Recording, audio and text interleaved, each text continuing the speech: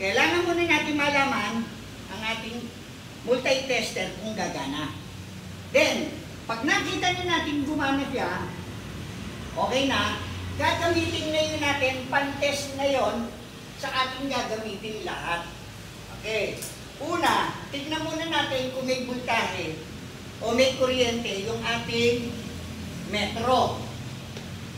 Para makasigurado tayo. Siguraduhin natin nakalagay siya sa voltmeter, sa BAC o ACB.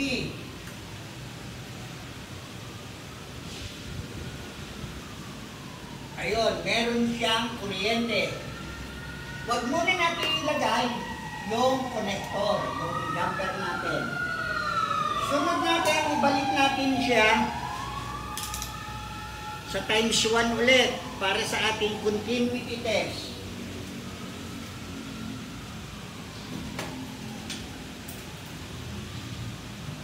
Tignan natin kung itong wire natin dito ay tama na dumating dito. Baka mamaya may putol dito. Okay, o, checkin natin.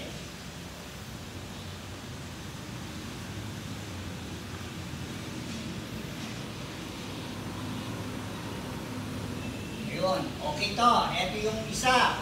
Sa kabila. Okay. Kung gusto natin malaman kung shorted siya, pag bumalaw, shorted. Kasi dapat yan, hindi. Okay. Tignan naman ngayon natin kung ito buo. Paano natin ma-check? Itong dalawang to, tignan natin, lahat sila. Lagyan natin ng connection. Okay. Tandaan, walang kuryente, walang power.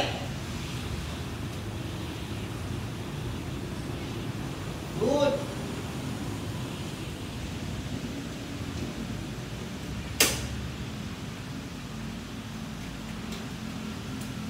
Wala.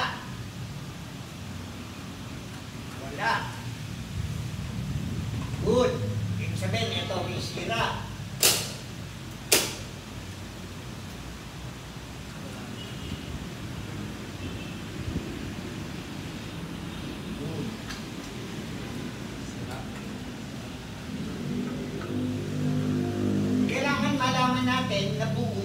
Ito sira, ito buo. Parati natin nilalagay ang ating breaker parati sa composition. Meron naman nakalagay dyan eh. Off, on. On, off.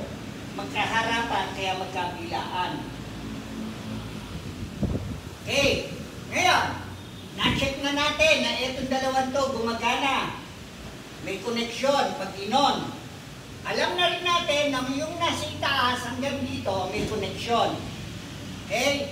Checkan naman natin yung wire na nangpunta rito. Kailangan maganda rin ang connection. Dahil siya color-coded, kunin na natin ang red. Okay, may connection.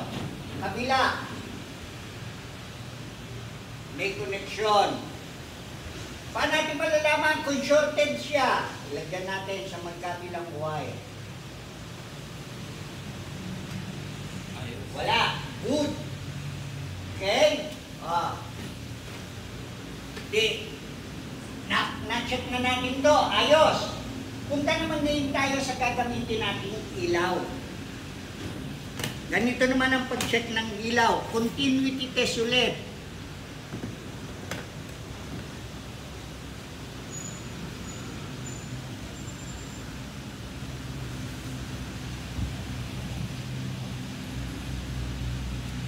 Okay, meron?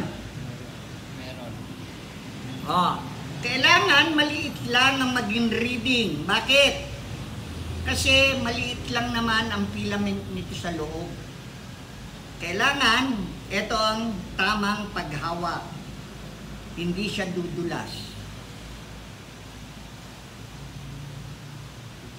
Kaysa yung dito nyo hahawakan. Tapos gaganin nyo, mali. Ganito ang tama. Tandaan nyo, good siya. Checkin naman natin ngayon, ito, yung wire, kung aabot dito. Parati natin tandaan na yung breaker natin naka-off. Checkin ulit natin. Meron. Tignan natin kung shorted. Hindi. Yung kabila, dumating ba? Meron. Tignan natin kung shorted. Hindi. Good. Yung wire natin, umabot doon. Ibig sabihin, nakakonekta. Pag walang reading, ibig sabihin, hindi siya nakakonekta. Kailangan natin tanggalin at i-connecta. Pero dahil nakakonekta siya, wala tayong gagawin, kundi lumipat naman sa kabila naman tayo mag-test.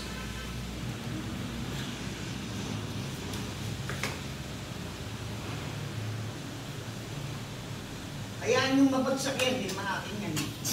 Ito na lang, sir. Huwag naman, wala pang bili.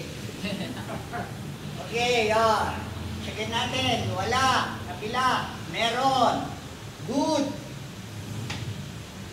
Yung kabilang wire. Meron. Tignan ko shorted. Wala. Good.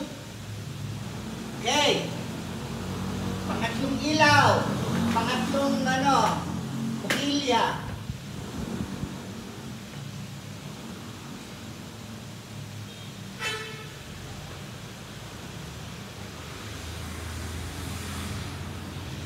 Good. Natay ko shorted. Hindi. Siguraduhin parati ang paghawak sa ating instrument. Baka mamaya, malaglag. Sayang. Good.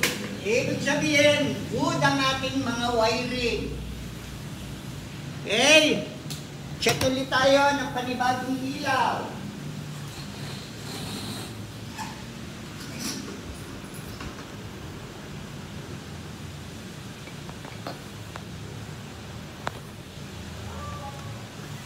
Checkin ulit natin ang ating ilaw.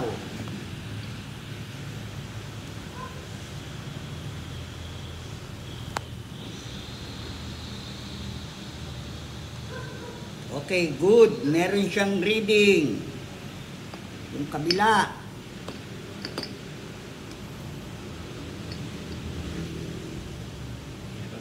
Meron siyang reading.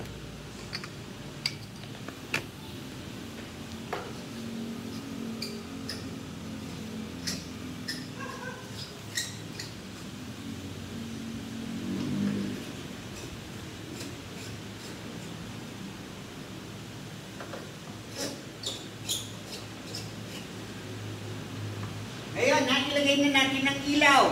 Checkin ulit natin kung tama nga na ito'y nagkaroon ng connection dito at tutuloy dito yung connection. Checkin ulit natin.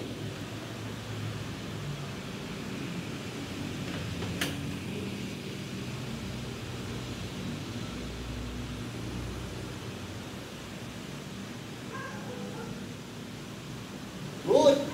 Nirig niya yung unang ilaw.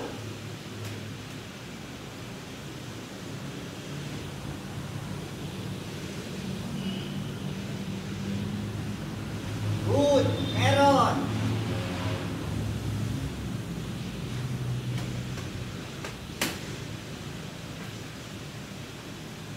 Good.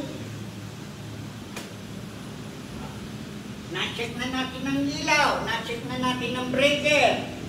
Good lahat. Yung sa switch naman. Kuha tayo ng switch. Ang iwa-wiring natin,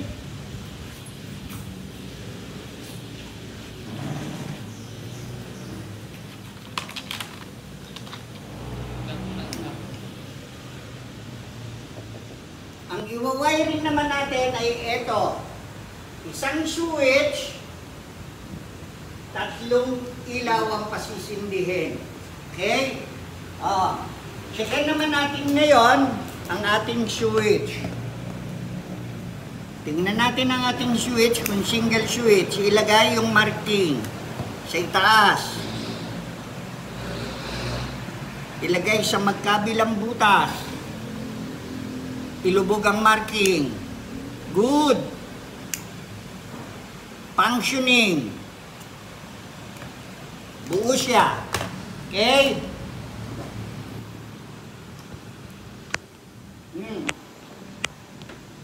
Lagay natin ngayon yung connection. Ano ang sabi? Doon sa wiring natin, yung line 1, pupunta ng switch. Kaya ituktong natin yung line 1. Walang gagamit ng electrical tape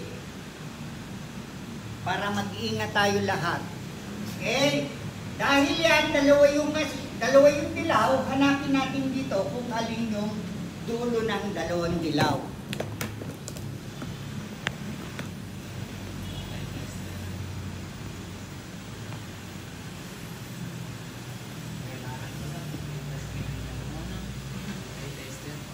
Okay. Eto. Tandaan na natin na ito yung gagamitin natin. Gumawa tayo ng paraan para siya matandaan na hindi na ito gagamitin. Ito lang isa. Okay? O. Para makasigurado tayo, ilagay na natin kaagad. Parating nakataas ang ating marker para to signify na ito ay naka-off.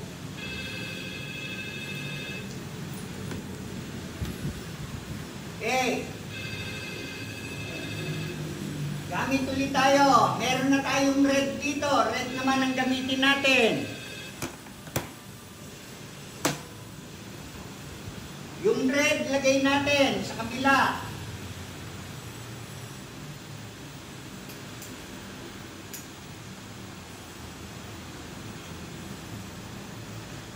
Okay. Red. Ito ang ating return. Ilagay natin sa bawat return.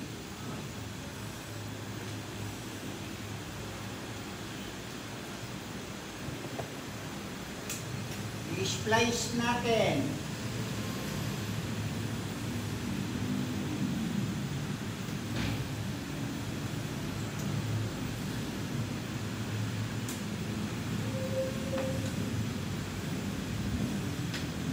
Meron na siyang return, pero itong kabila wala pa. Gamit tayo ng isang wire.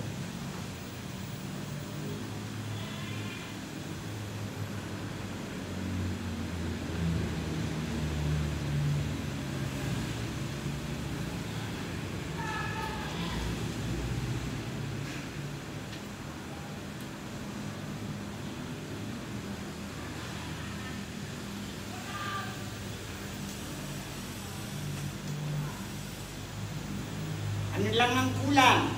Switch. Line 2. Sa line 2.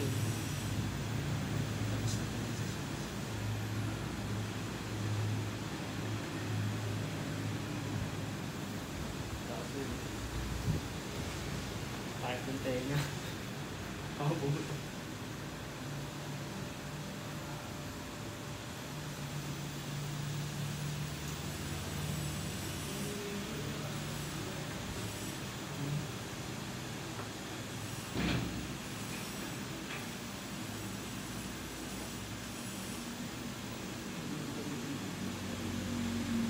Okay, line 2. Ito, wala pa rin line 2.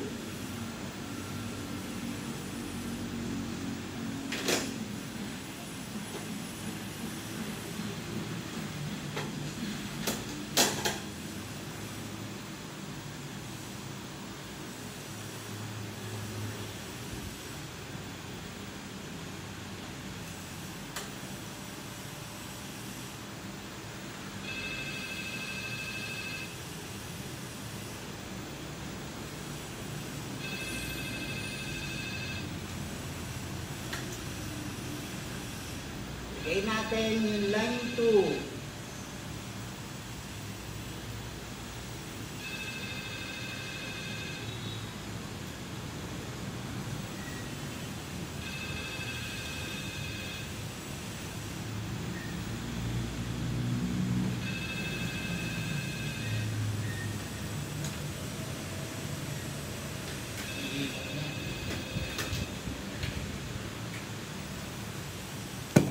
Okay, checkin natin kung shorted ang ating linya. Ito ngayon ang pag-check ng kung shorted siya o hindi. Wala siyang reading. Bakit? Naka-off. I-on natin. Kailangan yung pointer hindi lalampas ng gitna. Kailangan nandyan lang. Bakit? Maliliit lang ang reading nito. Ngayon, kung tatanggalin natin, isang ilaw lang, mas bababa yan. Dito. Okay, o. Good ang ating wiring. Subukan natin ngayong pasindihin. Siguraduhin ulit, naka-off ang breaker. Naka-off ang switch.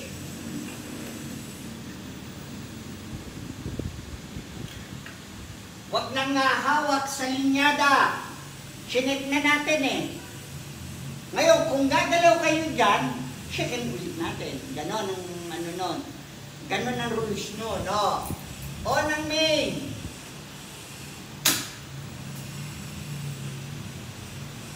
On ang lighting outlet.